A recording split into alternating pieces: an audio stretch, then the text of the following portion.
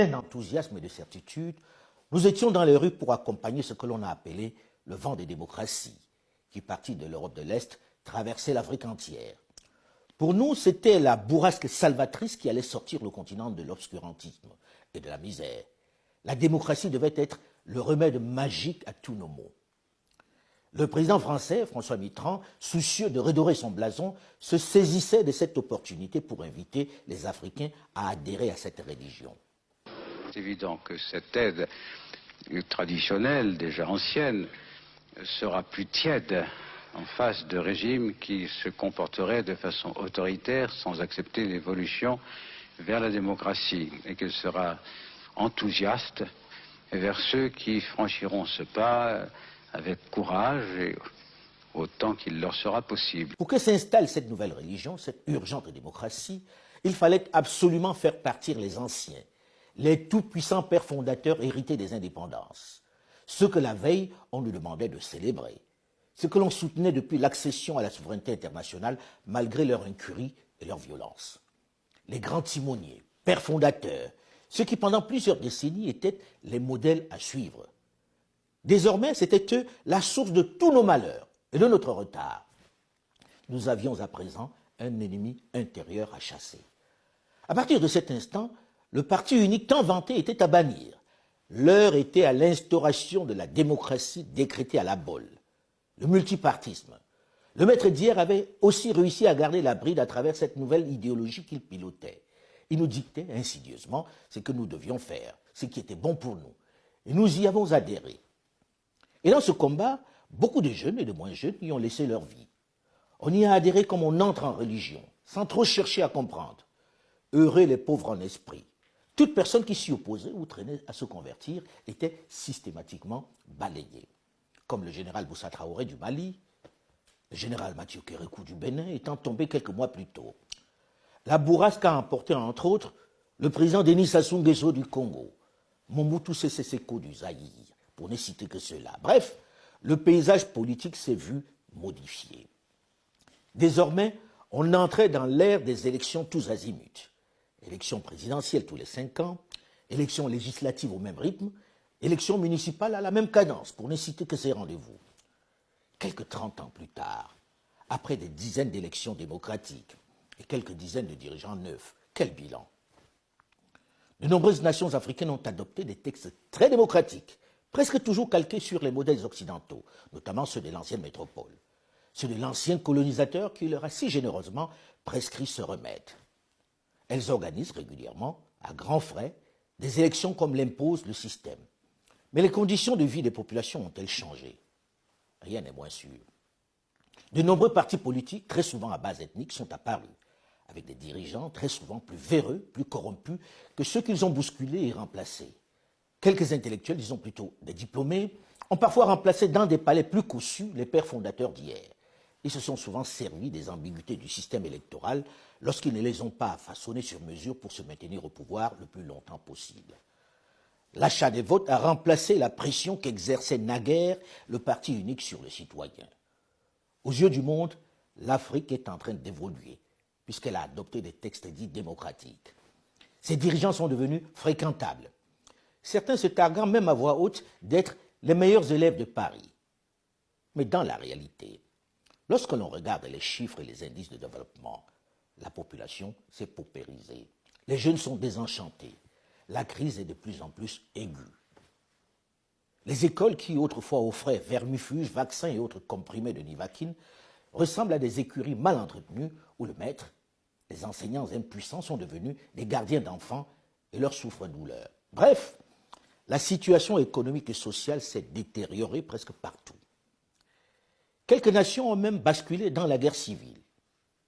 Mais dans le même temps, sont apparus quelques chefs, souvent issus de la soldatesque, parfois arrivés au pouvoir par les armes ou à la suite d'événements sanglants, sans forcément passer par les urnes, qui curieusement ont changé le visage de leur pays. Des leaders qui parfois, en piétinant allègrement les sacro-saints principes qui ont été érigés au nom de la démocratie, ont surpris l'Afrique et avec elle la communauté tout entière en transformant leur pays en pôle de développement, en faisant reculer la pauvreté et en donnant de la dignité et le sens de l'intérêt commun aux leurs. Cela malgré les critiques acerbes et les menaces des grandes puissances toujours promptes à donner des leçons. Ils ont, au rythme d'une armée dirigée par un général, redonné espoir à leur peuple. Ils ont fait comprendre leur qu'ils peuvent être maîtres de leur destin. Le Rwanda ou l'Éthiopie, jusqu'à une date récente, pour ne citer que ces deux pays, sont assurément de ceux-là. Pendant ce temps, dans la plupart des pays francophones d'Afrique centrale, l'on continue de s'accrocher au fauteuil sans vision, sans développement, mais avec une savante stratégie pour se jouer des insuffisances des textes fondamentaux aux couleurs démocratiques. On a installé au sud du Sahara francophone des démocraties électorales qui coûtent une fortune sans presque jamais apporter de solution. Certains disent que la démocratie n'a pas de prix. C'est très discutable. Petit inventaire. Sécurisation des bureaux, impression des bulletins, machines à voter.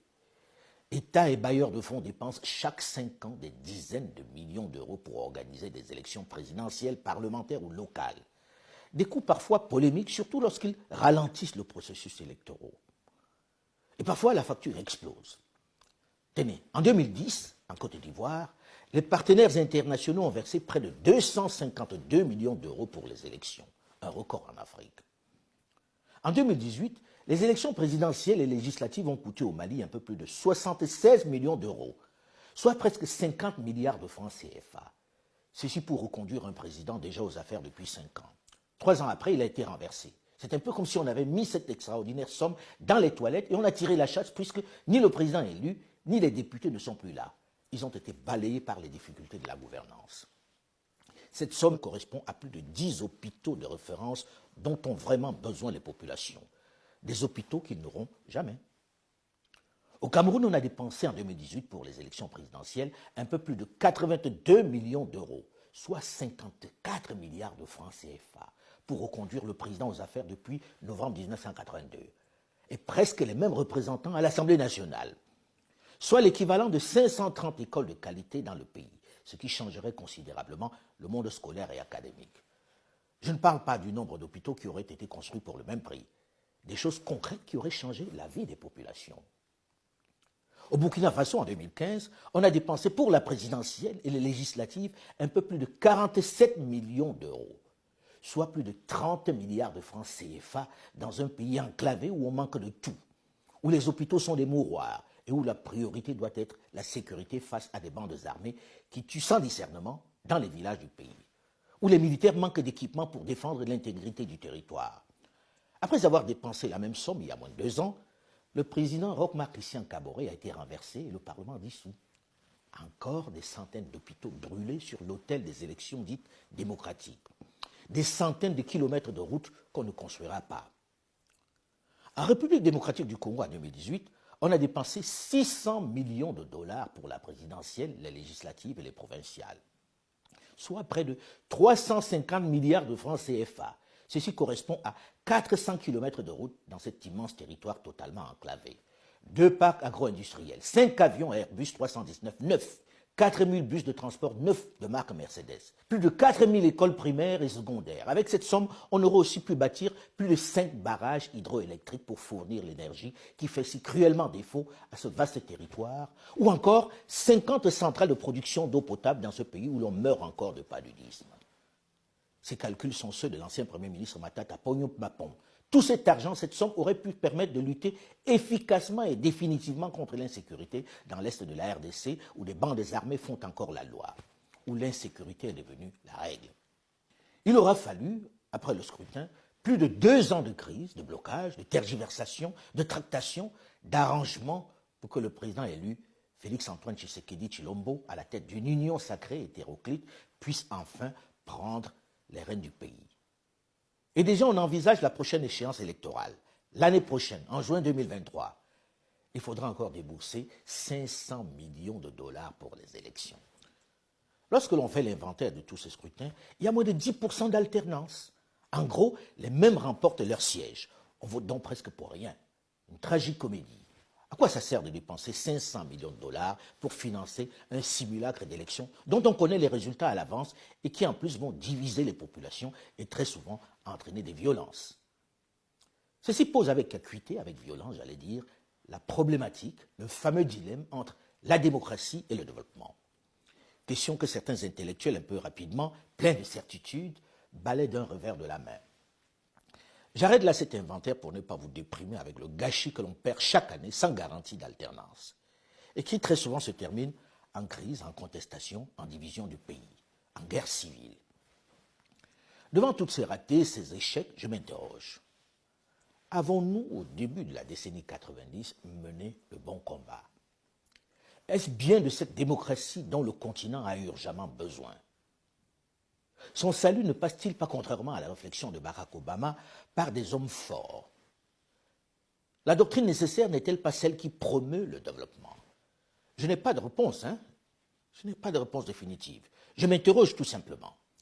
J'avoue que je n'ai pas de réponse et je ne pense pas être détenteur d'une quelconque vérité. Et je sais que ce type de réflexion peut susciter une critique acerbe, la colère des nombreux diplômés qui l'ont adopté comme on entre en religion. Je peux le comprendre et intégrer leur opposition. Mais dans l'absolu, n'est-ce pas du débat d'idées dont nous avons besoin urgemment aujourd'hui? N'est-ce pas urgent de penser par nous-mêmes, de choisir ce qui correspond mieux à nos aspirations? Le moment de s'interroger sur le mot d'idoine de gouvernement dont a besoin le continent noir n'est-il pas venu? Peut-être devons-nous enfin oser faire la critique intelligente de cette démocratie importée, imposée. Et si c'était de là que naissait un nouveau système mieux adapté à nos réalités, à nos peuples? Déjà, comment pouvons-nous imposer à nos parents, à nos campagnes, au plus grand nombre, un système qu'ils ne comprennent pas, qu'ils ne peuvent pas traduire dans leur langue, un modèle qu'ils ne peuvent pas définir? Et pourtant, nombreux sont les petits malins qui ont su tourner ce système imposé en dogme à leur avantage, remplaçant à coups de billets de banque, de sarderies ou de pain sardines dans leur village, le chef traditionnel et les notables locaux, sans jamais rien apporter de concret aux populations. Des élus qui ne retrouvent le chemin de leur circonscription qu'au moment des élections, qui traitent leurs administrés comme du bétail électoral et ne leur rendent jamais de compte, avec à chaque fois les mêmes rengaines sur l'urgence démocratique, sur ses vertus. Pendant ce temps, on a fait des chefs traditionnels, gardiens de la tradition, des commis d'administration, à qui on accorde de maigres subsides à partir du moment où ils restent dociles au régime en place. Certains ont même rejoint le parti au pouvoir, les chefs.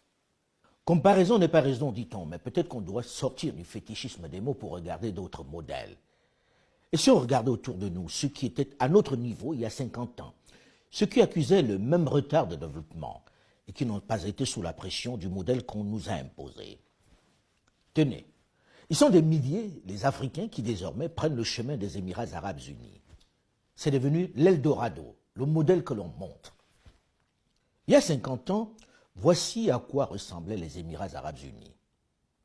Un bout de désert qui ne donnait envie à personne d'y aller, sauf bien sûr les autochtones, les bédouins du désert.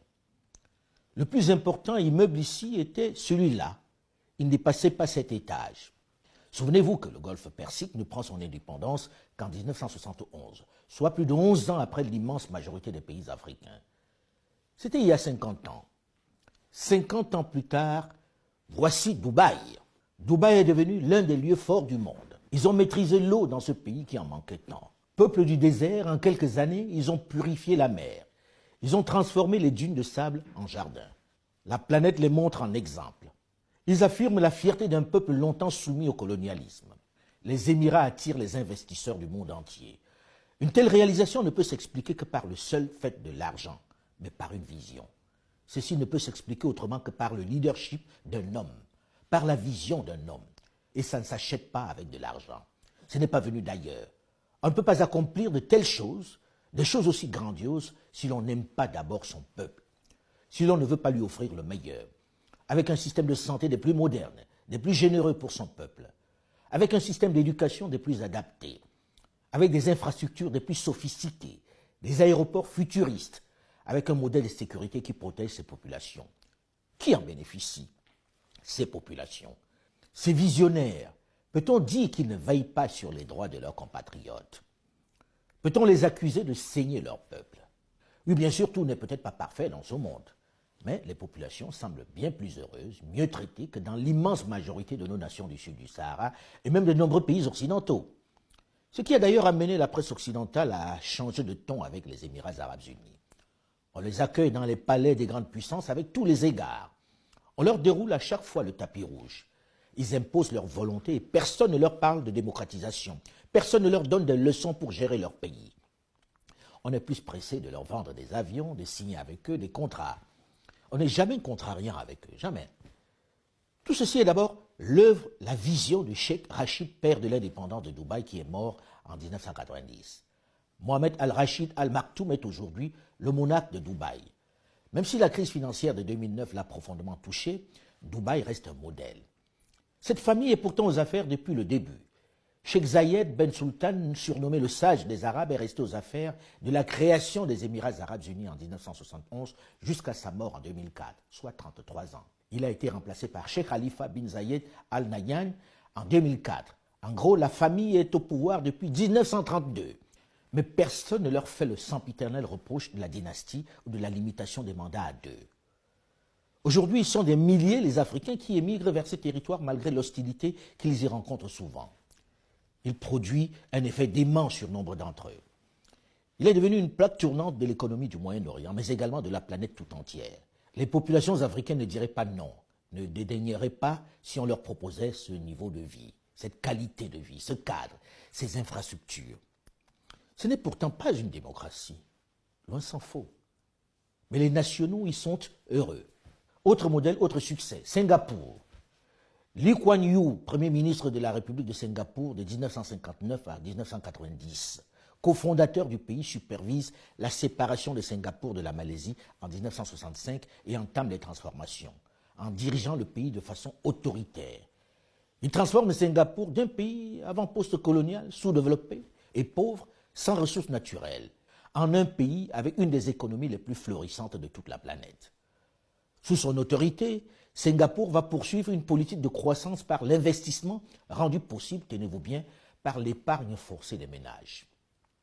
Difficile de convaincre un jeune Africain qui n'a pas le droit de connaître ce développement, que ce n'est pas pour lui.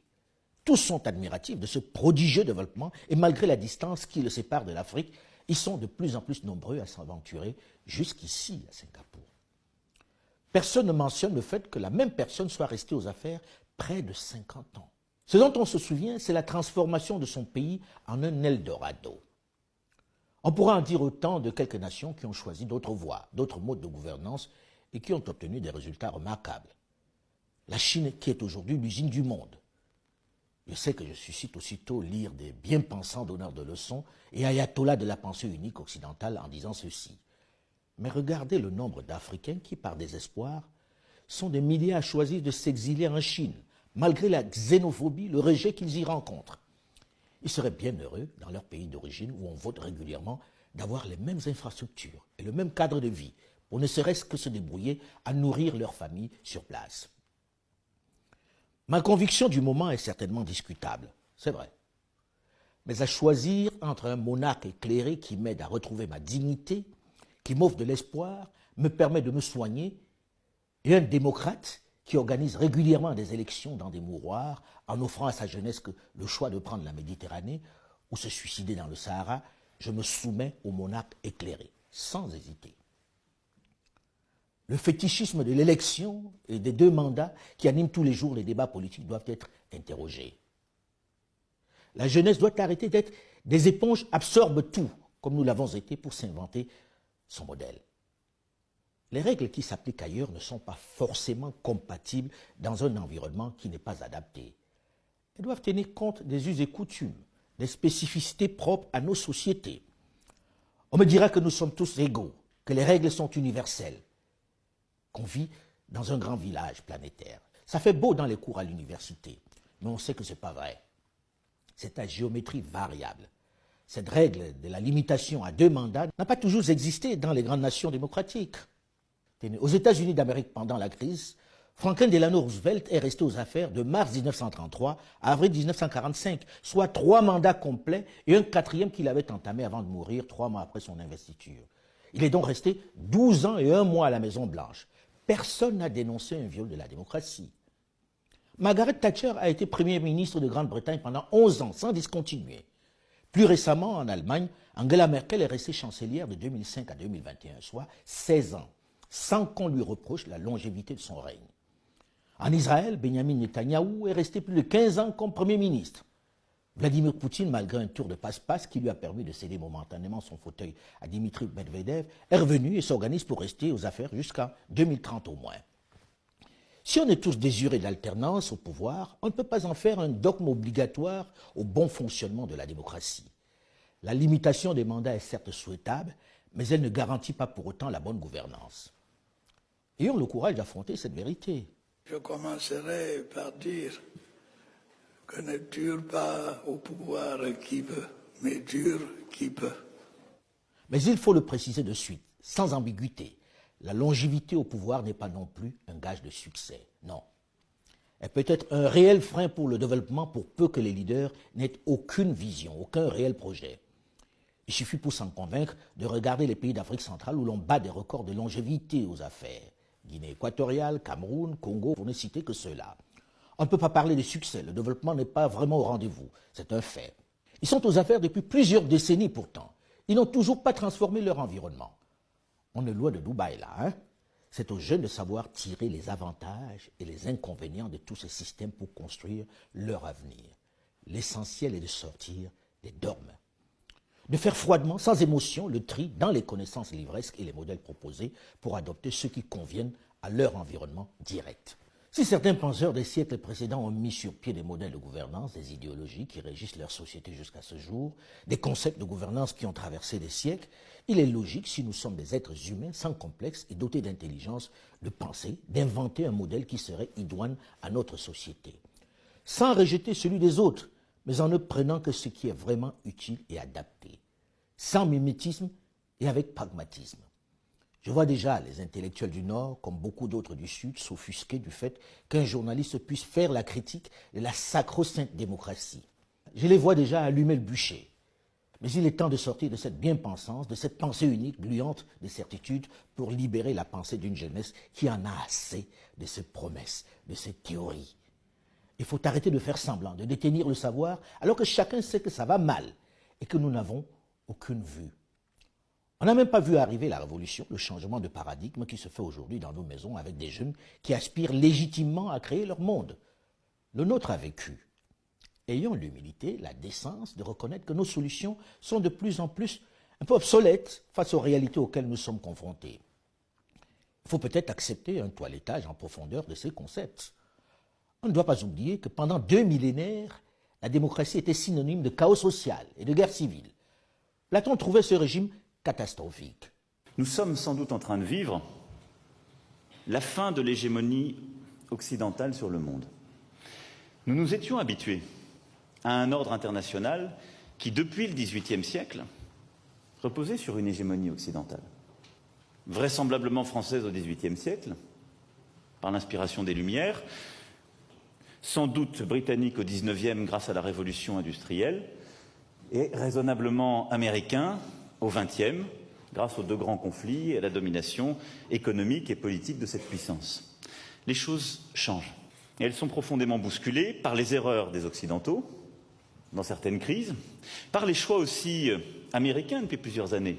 Et puis, c'est aussi l'émergence de nouvelles puissances dont nous avons sans doute longtemps sous-estimé l'impact.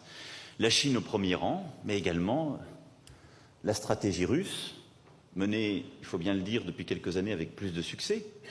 L'Inde qui émerge, ces nouvelles économies qui deviennent aussi des puissances, pas seulement économiques, mais politiques, et qui se pensent, comme certains ont pu l'écrire, comme de véritables États-civilisations, et qui viennent non seulement bousculer notre ordre international, qui viennent peser dans l'ordre économique, mais qui viennent aussi repenser l'ordre politique et l'imaginaire politique qui va avec. Tout ça doit nous poser des questions profondes. D'abord, me faire constater que les habitudes, les dogmes qui étaient les nôtres ne sont plus valables. Nous devons être conscientes que l'Europe n'est plus le principal interlocuteur de l'Afrique. Si nous voulons continuer à avoir cette relation privilégiée avec elle, nous devons changer de méthode.